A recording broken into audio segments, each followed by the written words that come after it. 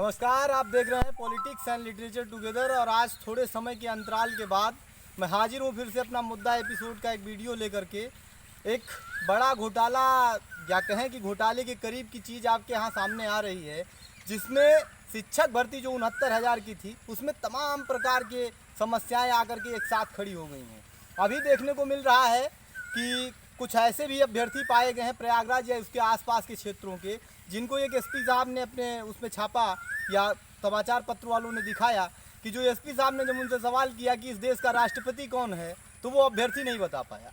अब अगर किसी व्यक्ति से ये नहीं कहा जा सकता कि हर व्यक्ति सर्वज्ञ होता है, लेकिन अगर शिक्षक बनने की दहलीज पर कोई व्यक्ति खड़ा है, वो 150 में से 142 नंबर पाता है सुपर टेट की परीक्षा में, और इसके बाद वो चयनित हो जाता है और वो अभ्यर्थी ये बताने में सक्षम नहीं है कि भारत का राष्ट्रपति कौन है, तो फिर हालात खराब हैं वास्तव में।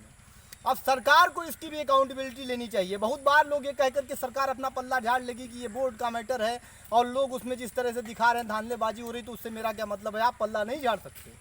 ये अदम गोंडवी साहब का एक शेर था जिसका एक शब्द चेंज करके मैं पढ़ रहा हूँ कि तुम्हारी फाइलों में राज्य का मौसम गुलाबी है, मगर ये आंकड़े झूठे हैं, ये दावा किताबी है।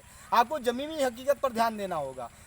पिछले लगभग 1-1.5 सालों से 2 सालों से ये प्रोसेस चल रही है। कहीं यहाँ कोर्ट में जाते हैं लोग, कहीं शिक्षा मित्र कोर्ट में चले जाते हैं, कहीं प्रश्नों पर दलील होती है, कहीं यूजीसी मामला चला जाता है। तो ये कुल मिला करके ये क्या क्या खेल चल रहा है, जो है सरकार के स्तर पर खेल चल रहा है या बोर्ड के स्तर पर खेल चल रहा है, या जो भर्ती नियामक बोर्ड है उसके स्तर पर खेल चल रहा है। ये जो कुछ चल रहा है कुल मिलाकर इसमें जिस तरह की स्थितियां उत्पन्न हो रही हैं उससे साफ साफ नजर आ रहा है कि ये व्यापम जैसा घोटाला बनने की ओर अग्रसर है। वास्तव में सरकार को इसकी जवाबदेही सुनिश्चित करनी चाहिए, जनता के सामने आना चाहिए और बताना चाहिए कि सही सही सच क्या है, कि आप ये भर्ती करना चाहते हैं कि नहीं करना चाहते हैं, और करना चाहते हैं तो क्या ऐसे लोगों को भरना चाहते हैं जिनके पास पैसों का एक गड्ढा रखा हुआ है।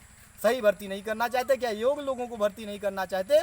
वास्तव में जो देश की समस्याएं होती हैं उनमें जो मुख्य तौर पर विकास के लिए जिम्मेदार चीज़ें हैं वह है स्वास्थ्य और शिक्षा, और उस पर हमारी सरकारों को गंभीर और सकारात्मक होना चाहिए। इसलिए मेरा आह्वान है कि सरकार सकारात्मक रूप से और गंभीर होकर के इस मुद्दे को संज्ञान में ले, और ये जो 69,000 की भर्ती है उसे सही तरीके से पूरी करने की कोशिश करे। बहुत बहुत आभार, बहुत बहुत धन्यवाद।